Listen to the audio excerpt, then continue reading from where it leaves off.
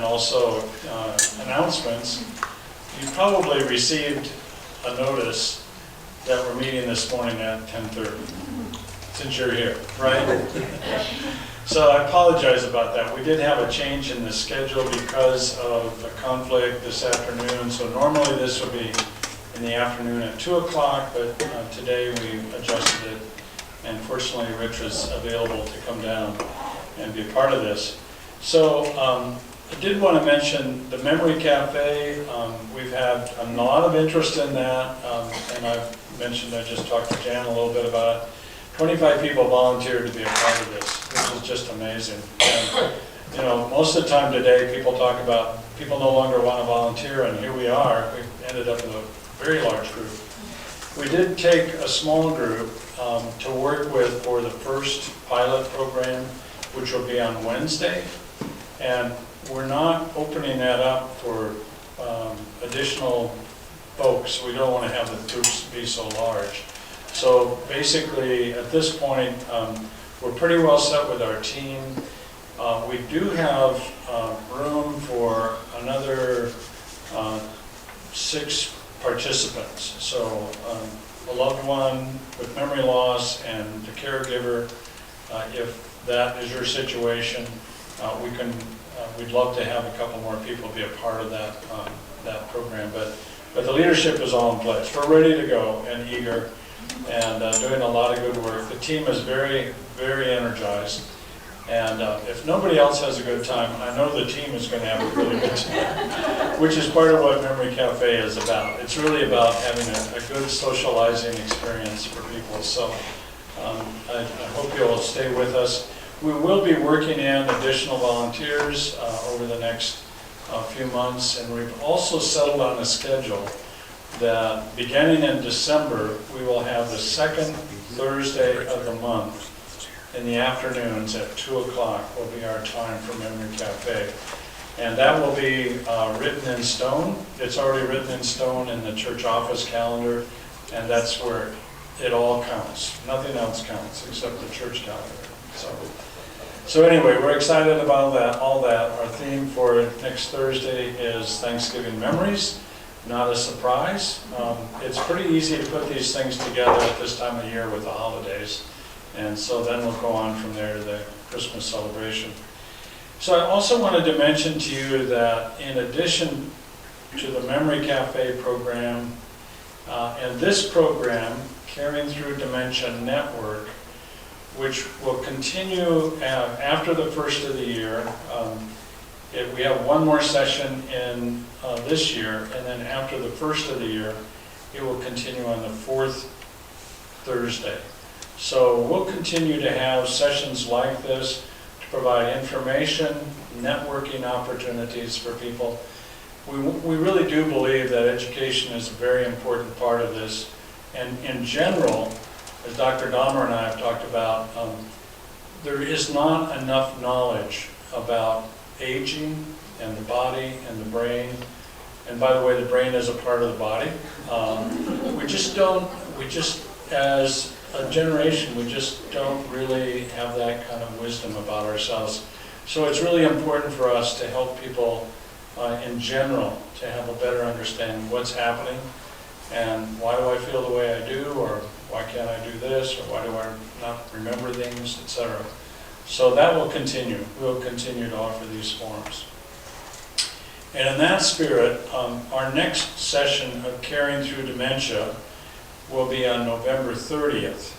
So we realize that when we get to Thanksgiving and Christmas, we had to gerrymander things. I can say gerrymander because my name is Jerry, right? And we got another Jerry in here too. So anyway, it will be November 30th, and I'm really delighted that Cynthia Wolcott will be with us. She is a retired social worker, master's in social work, who specializes in geriatric care. And she has retired officially and then started this company she called Final Seasons. Thank you, Lynn. And just delighted that she will be with us. And we'll also have another resource as well on that day. So that'll be Thursday, November 30th. And Lynn, I'm glad to see you. Lynn is the organizer of Green Valley Cares, which is an amazing work. Do you want to say just a word about it today? You want to come up and just say a word to folks about it? Some people may not know about it. She's a personality in Green Valley. Everybody is. Thank you. Hi. Hopefully many of you have heard of Green Valley Cares. We're working very hard at getting the word out. I feel like the Registered Nurses Group has really morphed into this. This is a greater need than what we were doing as registered nurses. We were acting as advocates for the community. Now, having recognized that loneliness and stress among caregivers is the biggest health issue in the United States because it leads to so many issues. So we now have Green Valley Cares, and what this is a volunteer group, many of whom are nurses, and many are just like us, caring individuals who are out there prepared and wanting to provide support. Basically, a listening ear. And it's free to everyone. It just takes a phone call, and we're there. We're very excited to be here with the community to do that.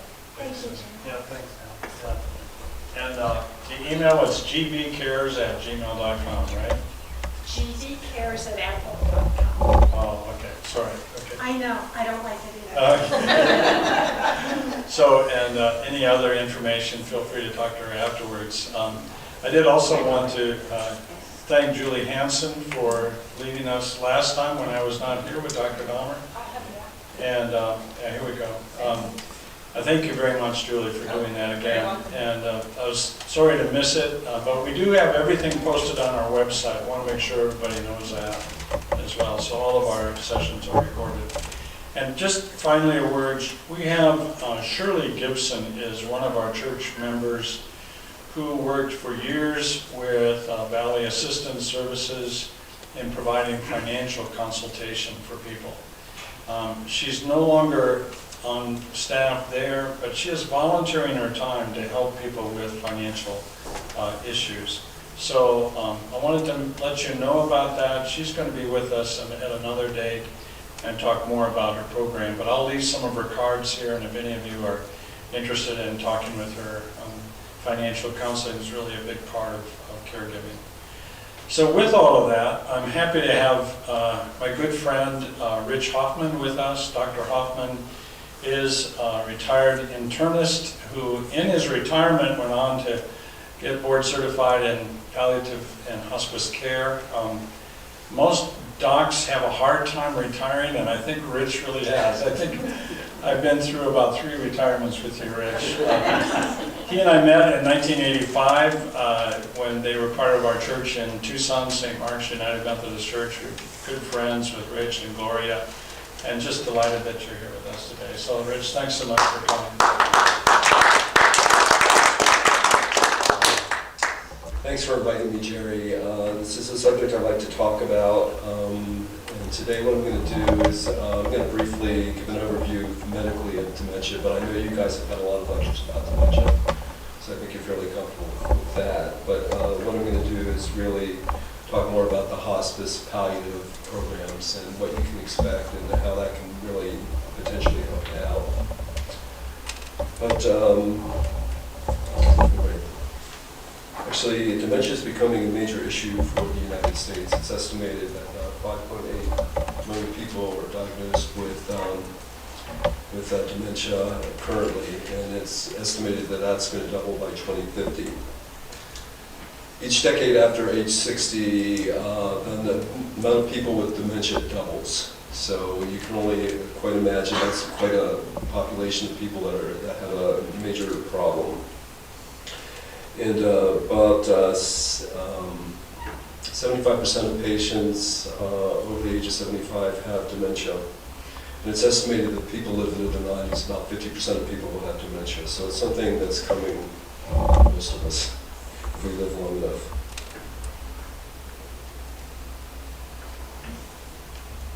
there's many different causes of dementia. It's in double digits, but today I'm really focusing on the three major causes of dementia.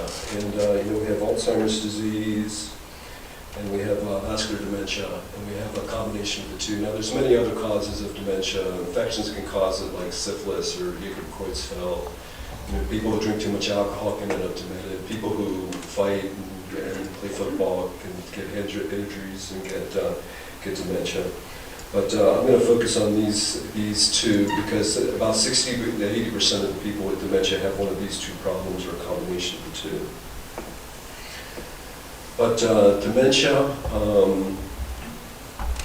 causes, if we look under a microscope at a person's brain with Alzheimer's disease, what the pathologist sees is they see neuritic plaques, they see neurofibrillatory tangles, and they also see protein buildup, tau, and amyloid. And actually, one theory on Alzheimer's dementia is that it's related to a buildup of amyloid in the brain. It's kind of the amyloid thesis. And the hope is if amyloid can be removed, then maybe we can stop progression of the disease. The other major cause is vascular dementia, and this is caused by blockage of blood vessels, and this can be related to atherosclerosis, building up in a blood vessel that goes up to your brain, blocking off, and having brain death or a stroke. It can also be related to emboli that form in our circulation, and the most common thing that will do this is atrial fibrillation, but they get thrown up, it kills brain, and that can lead to dementia.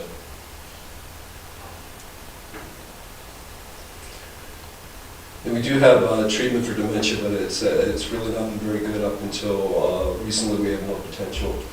We have the cholinesterase inhibitors. We have the MDMA, NMDA receptor antagonists. These really don't work very well. They may delay the progression of dementia for 6 to 12 months, but they're certainly not a cure. With the amyloid hypothesis, we have these monoclonal antibodies binding amyloid, which bind amyloid plaque and can remove amyloid from the brain. There's two drugs. I won't try to pronounce them because I can never pronounce them correctly. But there's great hope for these, that if we remove amyloid, that the patient will get better. And we're just waiting for proof of that.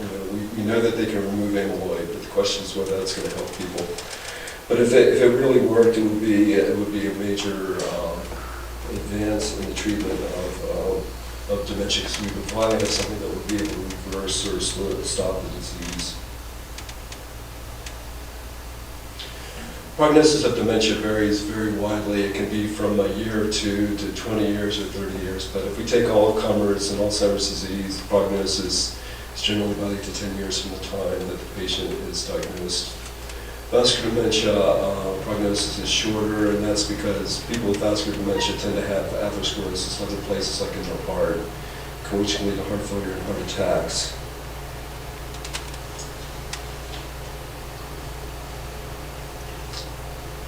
And where do we care for dementia patients? I mean, the vast majority are at home with caregivers, and we know how exhausting that can be.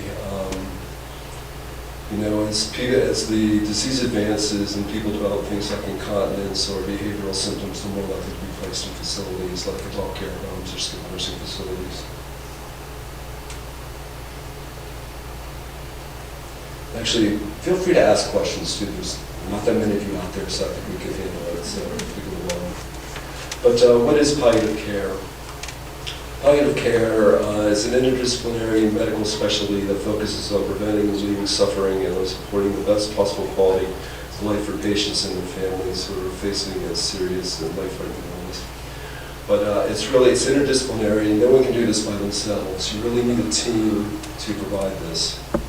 And the other thing that's interesting about palliative care is that it's aimed at helping a patient, but also their family. Most specialties of medicine don't do that. So they're approached as a group, as a team, and the idea is to try to help the patient and their family. What is the difference between hospice and palliative care? Does anybody know? Anybody want to take a stab at this? Yes. Isn't palliative care comfort care? Making the people pain and stress-free. Yeah, that's, yeah, and actually both palliative care and hospice care do this. The real goal is to make patients comfortable. Yeah. And, but do you know how hospice differs from palliative care? Yeah. Because, Go ahead, Jen. We all. Diagnosis, 6 months, hospice is generally 6 months. yeah, this is kind of an administrative decision, when the hospice program was put together by the federal government. But, one thing they require is that your prognosis is less than 6 months. Palliative can come in any time. They can come in at the beginning of disease, it can be before there's a 6-month prognosis. The other thing is that to go on to hospice care, you have to give up disease-modifying treatment or anything that's going to keep you alive. Like if you're on dialysis, you have to give up dialysis. If you have cancer, you have to stop chemotherapy and radiation. So the real, palliative can come in any time. Hospice is only the last 6 months of life, and you have to give up disease-modifying treatment. This is kind of a schematic of what it looks like. At the beginning, you're diagnosed, you get life-belonging care. Patients tend to decline with time, what the illness is, and palliative care comes in. Until finally, you get to a point that 2 physicians document that your prognosis is less than 6 months, and you go to hospice care, and that totally means comfort.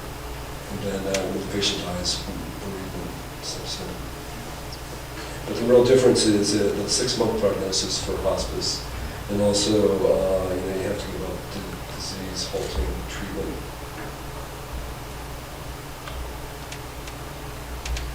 Talk a little about the history of hospice. It dates back to the Middle Ages when homes were formed for people, who were weary and ill and didn't have any place to go. And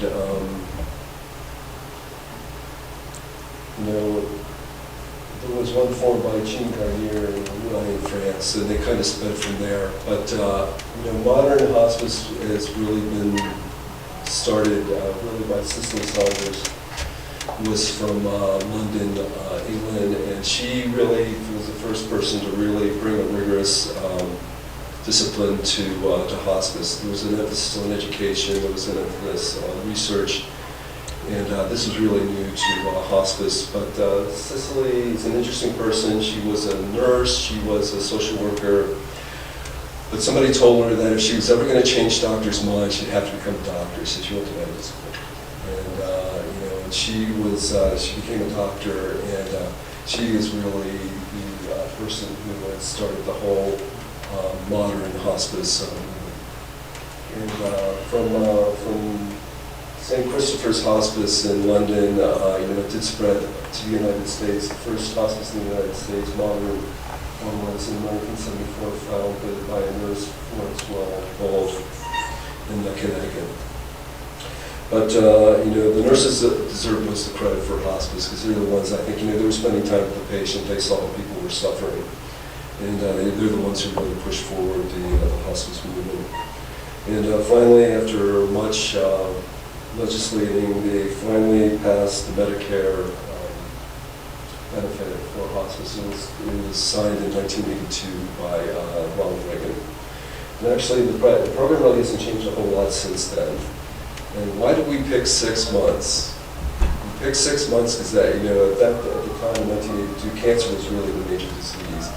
And it was a lot easier to predict, when patients were going to die of cancer than it is of something like congestive heart failure or dementia. But they really picked that 6 month, I think, mainly because of cancer patients.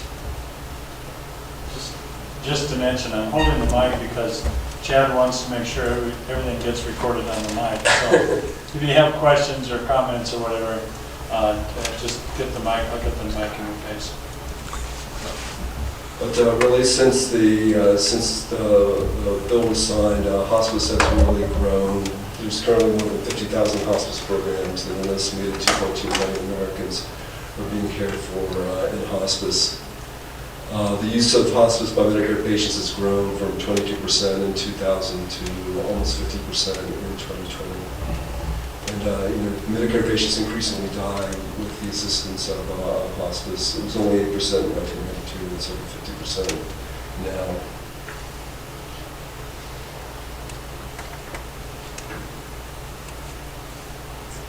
The model of hospice care, the goal is really to relieve total pain, and this was kind of one of the things Cicely Saunders really emphasized. We all think of physical pain, but as people approach the end of life, there's pain on several different spheres. It's physical, it's psychological, it's social, it's spiritual pain, and we really need a team to approach that. The other major thing with hospice is really talking about what you want to do when problems arise. I like to say hospice is totally gray, because when something happens, you have to sit down and talk to the patient, and if the patient can't talk back to you, then you're going to end up talking to the family. But you need to try to figure out what's the best approach is going to be when something happens. And and it's very hospice treatment does really help the patient and the family. Well, you can flunk hospice. I'm sorry? I said you can flunk hospice. My husband had been in hospice, and we always laugh because. There's always the one that breaks the rules. Well, yes, they found something that would, help him for some time, and so we were in hospice, but we always laughed that we flunked hospice, and so he was able to live quite a bit longer with a good quality of life before he went back into hospice, and I really think that's important for people to know. Yeah. And that comes along a little later in my talk, but people, about 20% of people graduate or flunk hospice initially. So about people, doctors are not really that great at prognosticating. So prognosticating is what do you think? Raise the volume. Just Rich, we need to have you raise the volume just a little bit as you're speaking, so you can project a little more. or maybe a little closer. Okay. Yeah. Okay, I'll try. I'll project at my desk. But the goal is really to treat all the spheres of pain. And hospice does have an interdisciplinary team. There's 9 members of the team. We're going to kind of go through what each does. And probably the most important is the RN case nurse manager. And the RN case nurse manager is the one who the patient is assigned to when hospice begins. Usually they have a caseload of 12 to 15 patients, but they really provide the skilled nursing care in the home, and they help coordinate the care. Another member of the team can be a nurse practitioner. Nurse practitioners can prescribe medications. They tend to do a lot of the administrative exams in hospice that need to be done to keep people on hospice. But they also go out and see patients in the home. The medical director of hospice is the physician who is involved with the hospice, but they tend to prescribe medications. And they also tend to review things going on with the nurses to try to make people more comfortable. Only physicians can certify patients for hospice. That's how the original act was written, and that remains, but only physicians can certify. And the medical director also has to attend the interdisciplinary meetings, which go on over 2 weeks. So Rich, it's really nice to see the medical director being down in 3rd place. For docs not to be on top is really a revelation here. I think it's nurses are the ones who really have the most to do with coming up with hospice, and they're the ones who drove it. So I think that's because they spend all that time with the patients who are suffering, and the doctors will come by and leave and not come back to the next day. So I think the nurses really saw the suffering that was going on out there. Probably the forgotten member of the hospice interdisciplinary team is the primary care provider. The physician, the nurse practitioner, or the physician's assistant who was taking care of the patient prior to them coming to hospice. One thing under hospice, if they want to, the primary care provider can actually manage the patient in the hospice. You just have to request that as you're coming in, and what tends to happen is that the primary care provider signs on and does it. If they run it, if they get stuck, they call the medical director, for advice and for help. But unfortunately, with what's happening with primary care, they're so overwhelmed, it's becoming uncommon that a primary care provider will actually follow the patient in the hospice. They usually sign off and wait for the high. But the ones that tend to hang on are the patients who are the providers who have long-term relationships with patients, like 5, 10, 12 years. And I mean, it's a real benefit if they sign on, because they know the patient, they know the family. Otherwise we're starting over from scratch again with hospice. And yes.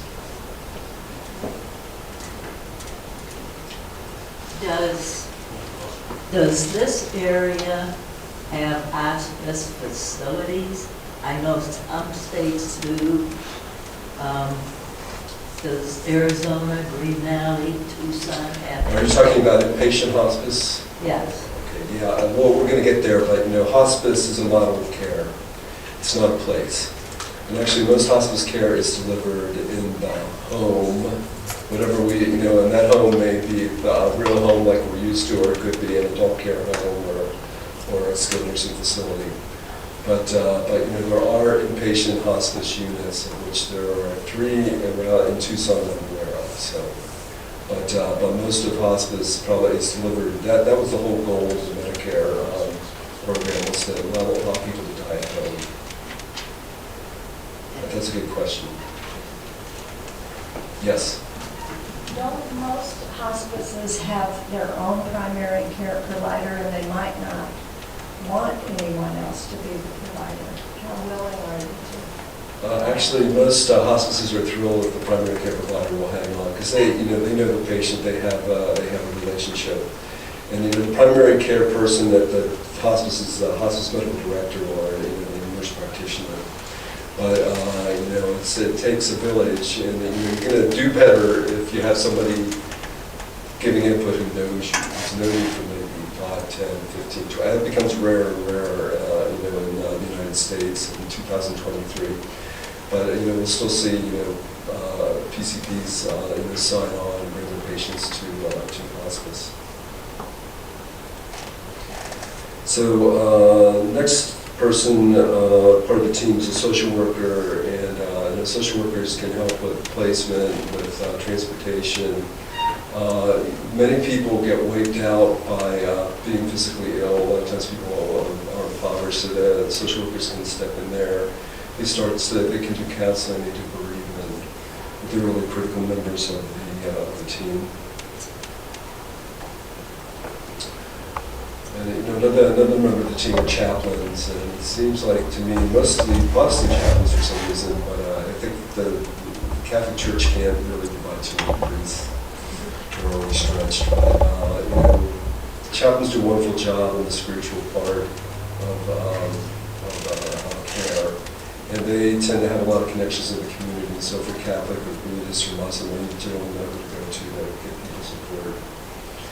Home health aide is another part of the team. They actually can go into the home and they will pay the patient twice a week. They can do some light housekeeping, but it's a couple hours a week.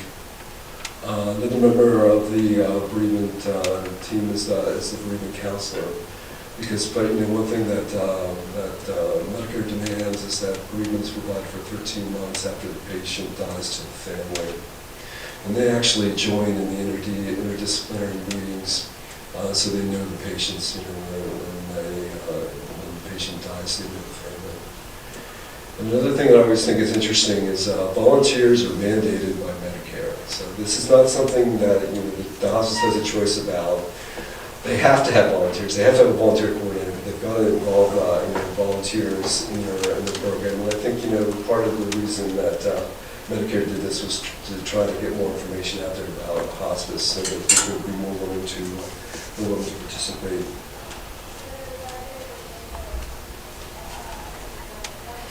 And under Medicare, certain things are mandated that they have to provide. All the core professional services have to be provided by hospice employees, and whether employees are really they're contracted.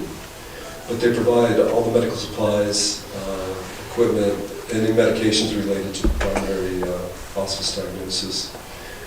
They will pay for labs and radiology services, though under hospice we tend not to do a whole lot of labs, and we tend not to do a whole lot of x-rays. Hospice has to provide transportation. I think one of the most popular parts of hospice is the respite program. People in hospice are eligible for 5 days of respite. And there's really no limit to how often that can happen. But, that can be very valuable for caregivers, because nothing's more stressful than being a caregiver. And it can allow people to get a break for 5 days, or a lot of times people would use it for like a major event, like a wedding or a graduation they want to go to, which the patient may not be up to doing, so they have somebody who can take care of them. Do you know, is there a limit to that? See, I've never heard that defined. Okay. So I can tell you some patients end up getting respited every few weeks. But it's a 5-day stretch, is that It's a it? 5-day stretch. You can do less than 5 days if you only want 2 days. You're not supposed to go beyond 5 days, but you can do shorter if you want to. But hospices also have to provide inpatient symptom management when indicated. This happens when patients are at home, they get a symptom that can't be controlled at home, and they're admitted to an inpatient status. And 3 hospices in Tucson have an inpatient unit that they run, but most hospices end up contracting with a skilled nursing facility or a hospital to have beds that they can put patients in, if they have symptoms that are out of control. But who are the candidates for hospice care? People with uncontrolled symptoms, particularly as they approach the end of life. One thing hospice is good at is controlling symptoms. Sometimes we'll have patients that are difficult to transport, because they're so debilitated or because they're very large, and they don't want to be transported anywhere. And one thing about hospice is they will come into your home, wherever that is, and they will take care of you there. And so you never have to leave your home if you don't want to. The other major reason that people choose hospice is because they want to avoid burdensome care. And one thing I've really seen over the last couple of years is that we get patients in their 70s, 80s, and 90s who, for a month or 2 or 3, have been in the hospital, sent to a skilled nursing facility, and then home for a day or 2 or 3. And they go back to the hospital, and they just keep bouncing back and forth between the hospital and skilled nursing facilities. And they just get to a point that they just had it, and then they just say, I don't want to do this anymore, just make me comfortable. But, hospice can really help achieve that goal if that's what the patient's goal is. So to be eligible for hospice, 2 physicians have to certify the prognosis is less than 6 months. And each diagnosis has specific criteria which need to be met to qualify for hospice. And we're going to, in a minute here, we're going to go over what needs to happen, where you need to be at with dementia to qualify for hospice. Frequently we are supposed to look globally at the whole patient when we're determining the prognosis. And sometimes it's one major disease like dementia or heart failure or cancer. Sometimes patients have multiple diseases. We're kind of supposed to add them all together to try to figure out, how long the patient has to live. But if we think they're going to survive 6 months or less, then they're good for hospice. Sometimes we find a colleague who will sign for it. But this is what's called the functional assessment scale. And if you look down at the bottom, this kind of chronologically follows what happens to a patient with dementia. Each step they kind of spend about 3 to 12 months there. We might have to read that out loud because it's pretty hard to read this from the back here. Yeah, but on the functional assessment scale, you have to be a 7 to be eligible for hospice. And by that time, patients have urinary incontinence, fecal incontinence, and their ability to speak with 7A is 6 words or less. 7B is 1 word or less. C is unable to ambulate. Usually by the time people are up to a 7A, they're requiring help with all of their activities of daily living. So just, are we, you sent me the PowerPoint already. Is it okay for me to send this out to folks? Sure. So if anybody needs, a little more time with this assessment, sounds like it's pretty important.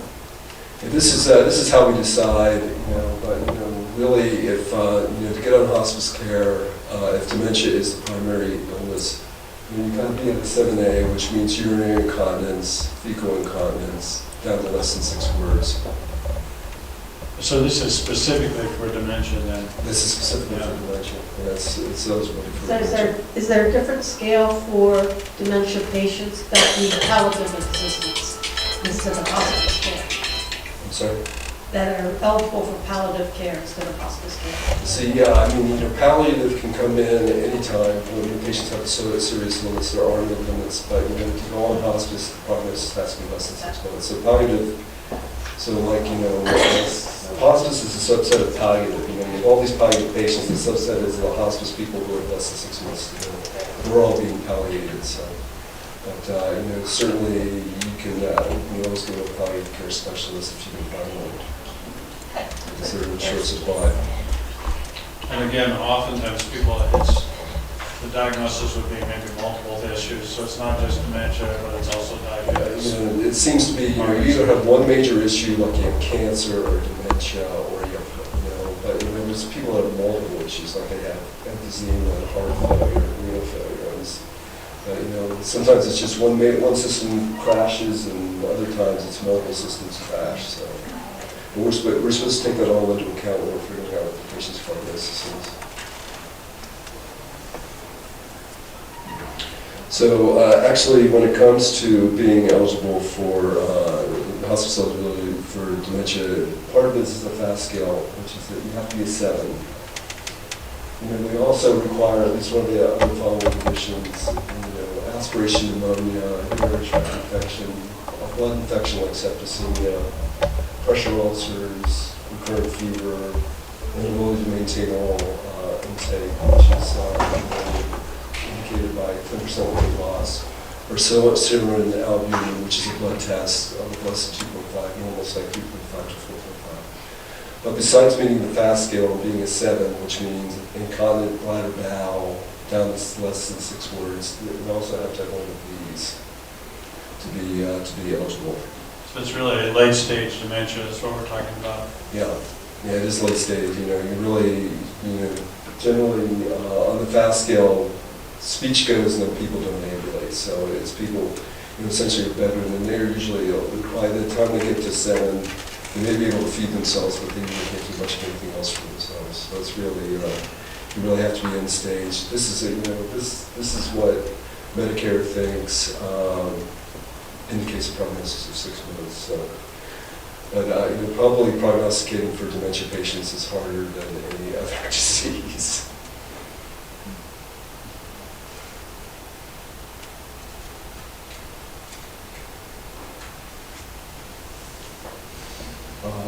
Once you're on hospice, to stay on hospice, the patient is reviewed every 3 months for the first 6 months, and then reviewed every 60 days thereafter. And really what Medicare is looking for is that patients are going to decline.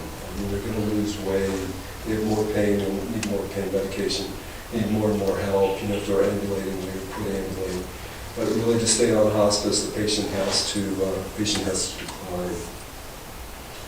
And, when patients are under hospice, they'll be weighing the patient, and when the patient can't stand up anymore, they'll start doing mid-arm circumferences, measuring the circumference around the upper arm to measure that show that decreases so they can document the patient is losing weight. So who can refer a patient to hospice? Anybody can answer that question? Yes? This would be a guess. The spouse It's definitely the spouse care. and anybody that has legal care of that person. Yeah, interestingly enough, actually anybody can refer a patient to hospice. So anybody, we'll get calls from home healthcare nurses who are concerned about people, next door neighbors, but anybody can refer the patient to hospice and have them evaluated. But who can sign the consent for hospice? It really, if the patient's confident, they're the ones who sign for it. But frequently with dementia, the patients aren't confident, so we go to the medical power of attorney. Or if they don't have medical power of attorney, we go to the patient surrogate decision-making cascade. And I'm just going to put this up here. This is what it looks like for Arizona. So if you don't designate a medical power of attorney, they go to your spouse first. And if you don't have a spouse, it's your adult children, all of them together. So if you have 10, they're all interested, then you got to vote.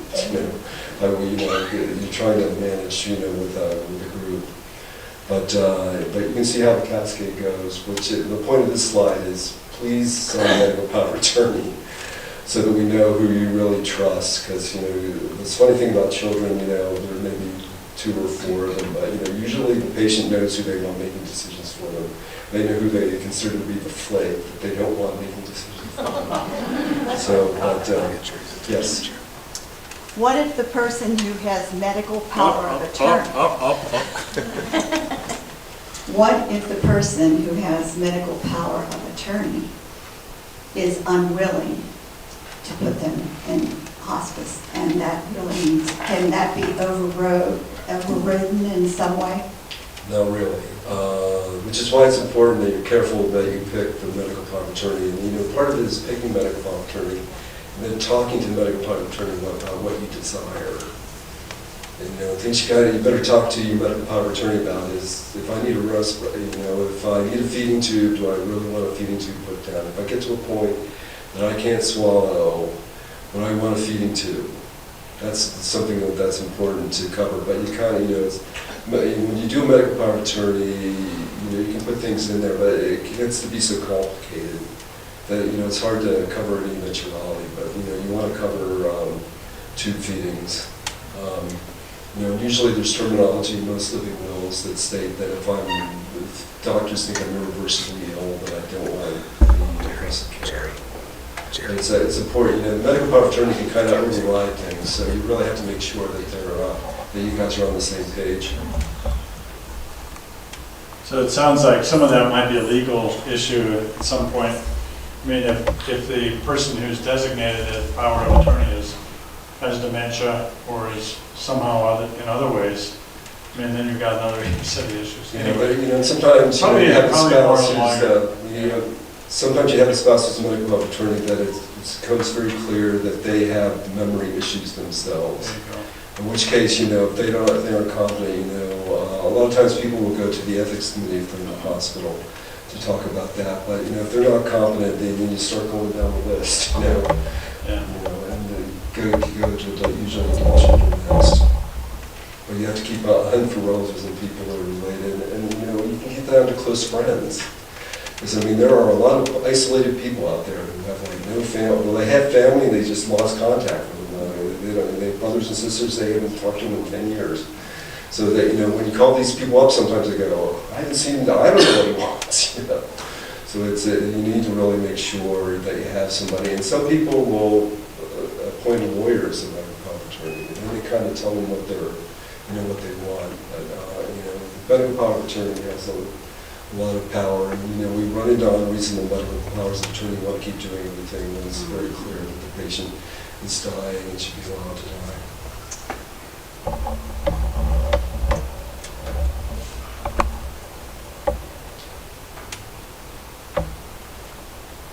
So if you're enrolled in hospice, do you need to sign a DNR form?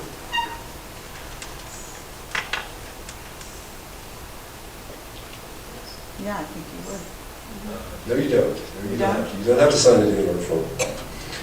So, You said the answer is no?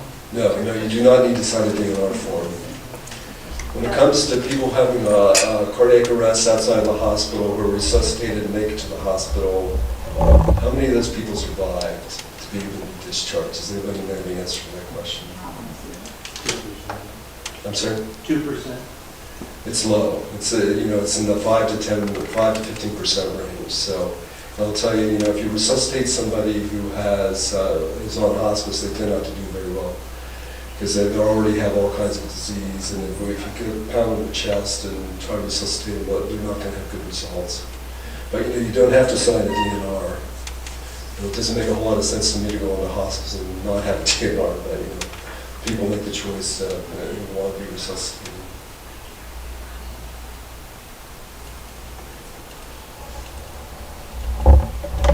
Actually, there's 4 levels of care in hospice. These are mandated by the Medicare Act, but most patients are on routine home care. That's like 98% of patients are being cared for in their home or the equivalent. Then there's also what's called general inpatient care, and this is for the patients who have symptoms that can't be managed at home. But this is an inpatient unit, or it's a contracted bed in a skilled nursing facility or hospital, where basically the patients go if they have symptoms that can't be managed at home. The common things on the non-people in the GIP and the general inpatient unit is pain, nausea, vomiting, constipation, and agitation. But the goal is to stabilize and go home. How about a broken hip? Actually, broken hips. That's usually, if patients who break their hip do end up in the NICU. And usually what the discussion is, if somebody takes a big fall at home and we think they have a broken hip, we kind of talk to people at that point and say, if you broke his hip, would you want to fix it? Would you want to repair it? Because you say, yeah, I think I'd want to repair it, then we send them to a hospital because they're going to need an orthopedic surgeon. And if they say, no, we're not going to fix it, so we send them to the GIP, because usually those patients have a lot of pain. What's the GIP? It's a general inpatient unit. That's a general inpatient care. But that's one of those things, when things like this arise in hospice, then you really have to have a discussion about what you think you want to do. If you're not sure what you want to do, we send you to a nurse, because then they can define the problem, they can have you see an orthopedist, they can give you a little chance to think about it. A lot of times people get them evaluated, patients that are candidate for surgery, then they end up back on hospice.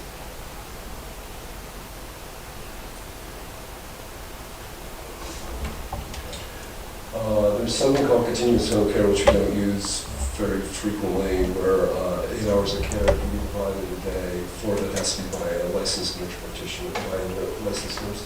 That's not used very frequently. And the last level is the respite care, which where patients can live for 5 days. And if they have a general inpatient unit, if you go to the hospice, it's a general inpatient unit, or it could be a skilled nursing facility.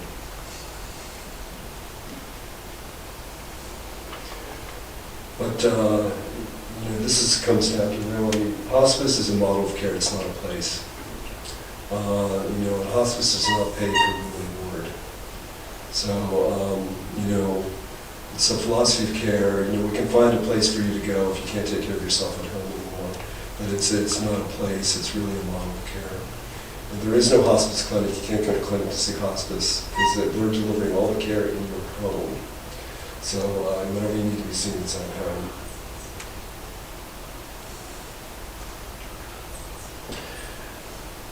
The hospice plan of care is individually formulated for each patient. It depends on what the goals of the patient and family are. When you're admitted to hospice, everybody comes in and does their assessment. The nurse comes in and does an assessment. The social worker comes in and does an assessment. The chaplain does an assessment. And that information is manufactured to get the hospice plan of care. And then the interdisciplinary team members talk about that and write it down, and then they'll meet every 2 weeks to adjust it.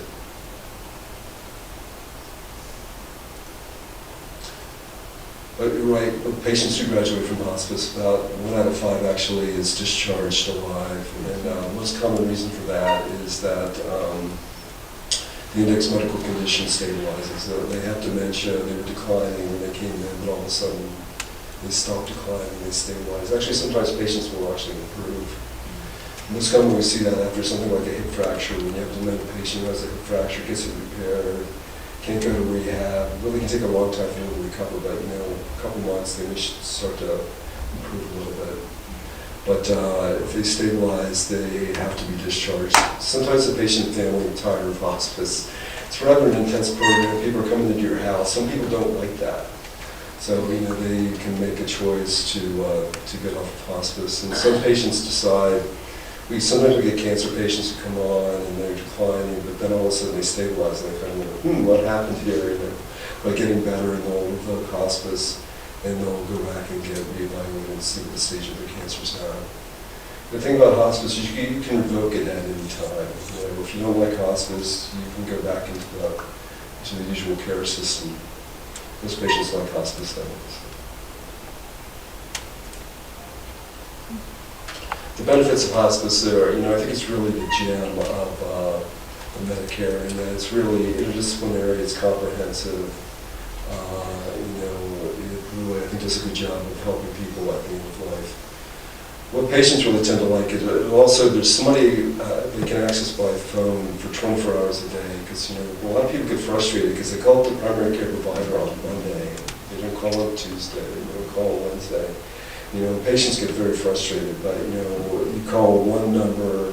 If you need a prescription, they do that for you. If you have a problem that needs to be evaluated, they set that up. If you need durable medical equipment, they'll get that for you. If you need to talk to the social worker, we'll send them out. So, people really like that hospice is so responsive. And it does reduce out-of-pocket expenses once you go under Medicare. So Rich, I was on a Zoom call not too long ago with some people from Banner and other organizations in Pima County, and they were talking about kind of a movement to develop more comprehensive interdisciplinary care for dementia in more general, not necessarily with hospice, but prior to that. And that would seem to me to be just revolutionary to be doing that, because it is so fragmented now. Yeah, it is very People fragmented. have so much frustration about the system because they get bounced around from the psychologist who's evaluating them, et cetera, et cetera, et cetera. So. One thing, Congress has been, since it was first signed into law in 1982, there's been very few changes. And I think, the 6-month thing was cancer. But unfortunately now, we have people with heart failure, COPD, who don't fit very well really with dementia. We don't fit that model very well. So, we need to stress, probably, say for a specific diagnosis like dementia, we'll bring you on, it's a year prognosis, 2-year prognosis, but I think it would be much more organized. But, people are frustrated. They go to the hospital, they get sent to a skilled nursing facility, they don't know anything about them. They go home, they're home for a couple of days, then they get sent to another hospital, and so they have to start over. And a lot of times people aren't communicating very well, and what happens at hospital A is not known about hospital B. Then God forbid you should end up in hospital C. It can be very frustrating with people. People end up getting x-rayed and CAT scanned and MRI multiple times for the same problem. People just don't have the time to follow back up and see what patients and what they've had done. And the missing piece seems to be the primary care physician role. It used to be so much more dominant. See your doctor. Yeah, my doctor now. Yeah, it's becoming more and more fragmented. But now your primary care physician is Walgreens Clinic or Oak Street. It's all these people are putting together these care networks. And the people that are in there change all the time. It's like you can't really establish a relationship with them. But that is the major thing that's missing in the U.S. healthcare system is primary care. And seeing the same person more than seeing the same person over and over again instead of chasing them. Connie? Back to the patient that is hospice and has to go in and maybe decide to have their hip replaced or surgery, then how does the payment source work? Actually, if a patient goes, what will frequently happen is a patient falls at home, they're in a lot of pain, looks like it's broken down. Kind of talk, to the patient family quickly. Would you want this repaired? If you want this repaired, go to the emergency room. And then, usually what they do, they'll do the X-rays. They'll see it's broken. They'll talk about fixing it. And at that point, if they choose to fix it, then they would revoke Medicare. Then they go back to their usual You go back to Medicare usual insurance. Medicare. Because in the way Medicare is funded, a hospice could never pay for the hip to be Right, replaced. that's what I,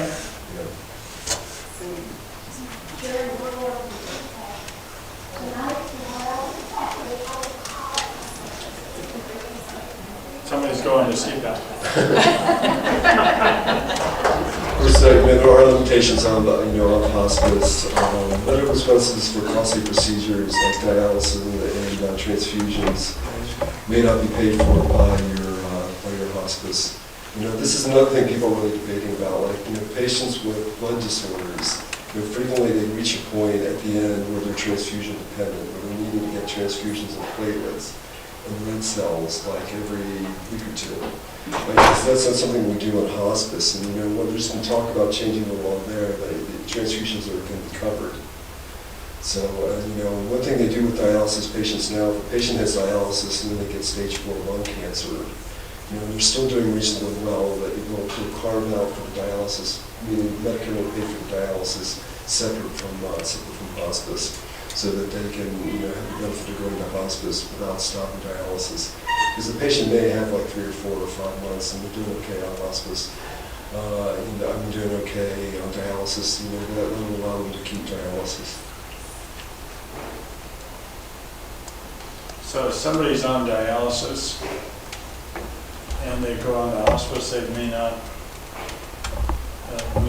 hospice would not help with that. Well, see, it kind of depends. If you're chronic renal failure is the diagnosis for hospice, you're supposed to stop life-sustaining treatments. Like, so dialysis would be stopped if that primary diagnosis is dialysis. A lot of people choose that, they get tired of dialysis and just decide to quit.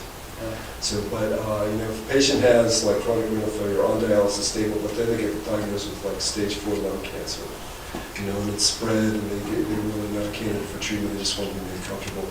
Medicare does have a system where they will carve out the cost of the dialysis and pay for that, so the patient can go on to hospice and not burden the hospice with trying to pay for that. Because most hospices can't afford it, and they will not take the patient on.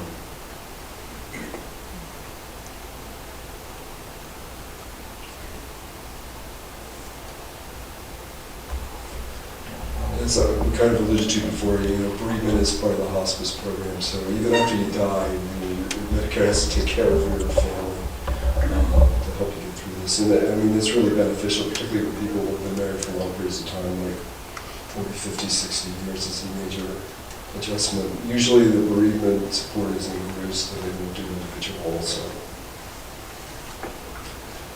That's kind of my spiel about hospice. I'm going to talk a little bit about palliative care. And yes. One more. So you had a list of people up there before that you had to go through or worked on somebody's case. How long does that take in Arizona or in Green Valley to get through that process? The initial evaluations, Yeah. Usually they're done within the first day or two. Oh, So, it's rather intensive when people go on to hospice, because all the team members have to get in there and gather the information. But usually they're trying to do that within a few days. okay. I just wondered because when my husband passed, he went right from the hospital to home with hospice care. And when I talked to the doctor, I said, so where do we go from here? Hospice care? And he said, yeah, I'll start that right away. My husband came home, the bed was already there, same day. Yeah, But he had been in the hospital, so he knew everything. A nurse will come in while you're in the hospital, and they'll kind of look at all the records, see what's going on, talk to you, talk to the patient that you talk. And then we'll kind of talk about hospice, and then we'll figure out what you need when you get home. Like a lot of times, patients are really giving me a hospital bed. We'll try to get that delivered before the patient gets there. But, hospices are good at organizing things and making sure you have the support that you need at home.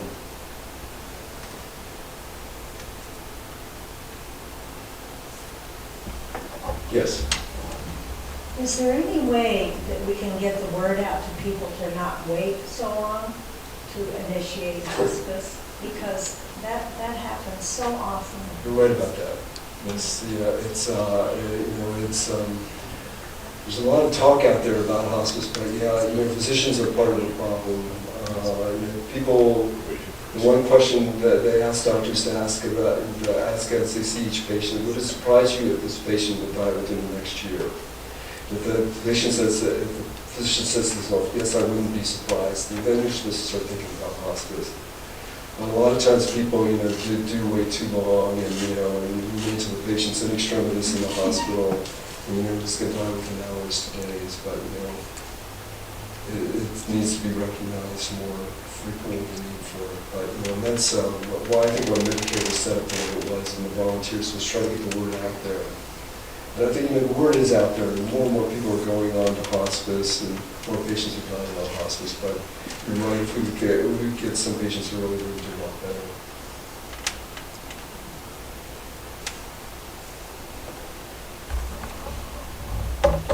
I'm just going to talk a little bit about palliative care here, but palliative care consultation has been advocated for all patients with serious illness, and you don't have to have a prognosis of less than 6 months. It can be instituted at the same time as life-sustaining care. And palliative is an add-on, so they will deal with issues that maybe your oncologist doesn't have time to deal with. I mean, oncologists are very busy, they're doing the best they can. A lot of times, patients will want to talk about where this is going, what the goals of care are. Palliative care people are very good at that. And the other thing is they can help work through symptoms like nausea, vomiting, pain. They can help the patient work through that and get it controlled. The sites of palliative care it can be in the hospital, the clinic, or the home. And one place you can really get palliative care is the hospital. There's consultative palliative teams. There are actually some hospitals that have acute units that palliative patients are placed in. But the hospitals have all figured out, when they get patients who are very ill, it's good if they have somebody that they can talk to, about goals of care. And usually the hospitalist will consult the palliative team to kind of talk about what the future looks like. A lot of times they'll recommend hospice. Palliative can also be delivered in the clinic. It can also be delivered at home. The real problem with palliative out there is that there just aren't enough palliative people. Most places have long waiting lists and that people need to get on. But if you really need a palliative patient, go to the hospital. I don't want to do that, but that's the one place you can really make sure that you see them. But goals of care are a big thing that they do, particularly when they consult in the hospital. But they're very good at doing symptom management. Palliative is covered under Part B of Medicare by commercial insurance as fee-for-service. So it's very difficult for palliative teams to have the same team that the hospice people do. Generally, when you have a palliative team, they'll have a physician, nurse practitioner, RN. And a lot of times they won't go much beyond that. They have to, a lot of times they have to consult with a social worker or a chaplain. So this would be like pain, like we have this pain clinic here in Green Valley, and then there's pain clinics up in Tucson. So that would be like the palliative care focus. No. They're pain clinics. They're dealing with people who have pain.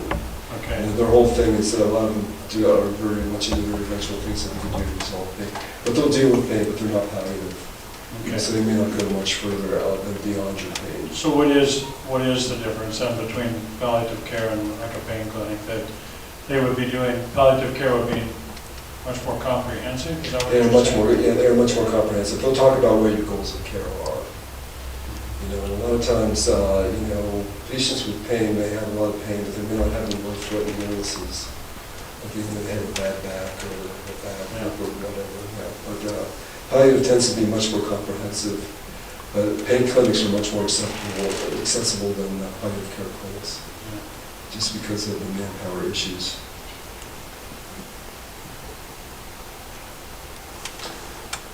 So I think, in summary, I think hospice care really does a great job. I think it's really the way to go at the end of life. Palliative care potentially could be helpful, particularly in dementia, but they're just not enough. It's just hard to get people involved just because there's so few palliative providers out there. The hospice I work for does have a palliative program, but what the medical director told me was that they tend to get the dementia patients on the back end. Meaning once they've been in the hospice and they stabilize, they tend to put them on palliative.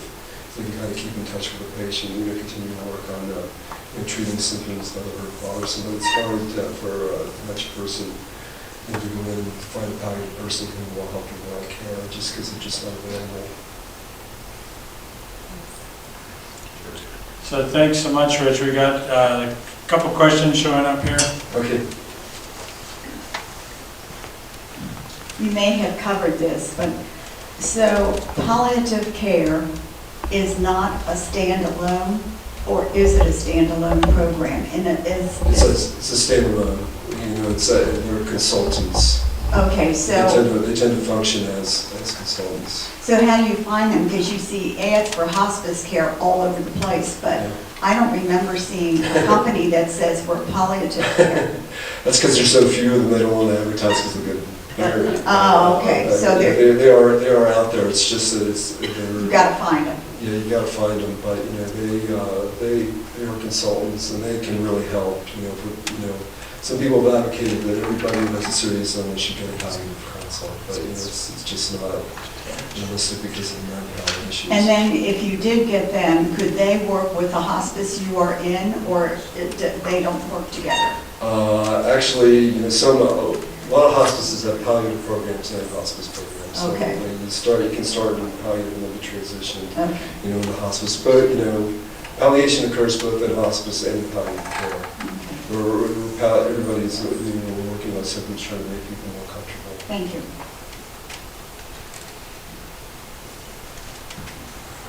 Thank you for your presentation. Thank you. Is dementia, can it be inherited? Let's say if mom has it, there's a good chance. Yeah, 50-50 there's definitely increased risk. Right. There's certain genes, ApoE, that increases your risk of getting dementia. But it's really only a small percentage that it really appears to be genetic. You know, it's so widely, it's so out there. There's so much of it, you know. My second question, do you foresee a time nationally when euthanasia will be approved? We'll see, yeah, well, it's good that you brought that up, because we don't do euthanasia. No. Because that, you know, euthanasia, we're actively doing something to Yes, end yes. the patient's life. In the United States, you know, we've got it in Europe. There's places you can go and get euthanasia. You know, they usually have a rigorous program to put you through to make sure that that's a reasonable request. I don't see it any time in the near future. We have physician-assisted, you know, suicide or, you know, death, which is in like 9 states now. You can actually go in and ask for a prescription, you know, if you're at the end of life. Wow. Thank you. So can I ask you a personal question? So why are you doing this? I mean, so talk a little bit about that, if you wouldn't mind. Just say a few things about it. Let's see, you know, I've done hospice since I was a resident, which is a long time ago. Like, I finished my residency in 1983. So I started doing it when I was a resident. You know, when I went into, you know, I worked outpatient for a while. Then I went to the VA, and I always did hospice along the way. So I always enjoyed doing it. You know. So what's the joy? What is it that's joy? It's really, you know, it's a dark time for people, and you can really help them. You know, people are struggling. You know, Americans don't know what to do with death. You know, it's hard. But, you know, it's helpful to be able, you know, to listen to people, hear their stories, and, you know, help them transition through this difficult period. And, you know, I enjoy working with teams too, and that's one thing, you know, hospice does very well to work as a team. So, and your faith perspective? That comes into play? You know, it's helpful if you think there's a better place to go and find out with patients, you know. If you think you're going out into the void, you know, the darkness, you know, if people think they have something to look forward to, I think the transition's easier. Great. Isn't that awesome? Yeah. Yeah. Thank you so much. Yeah, I owe you big time on this one. So, thank you everybody for coming today. And Rich, are you okay to linger? Somebody wants to come up and ask you a question? Sure. All right. Thanks again.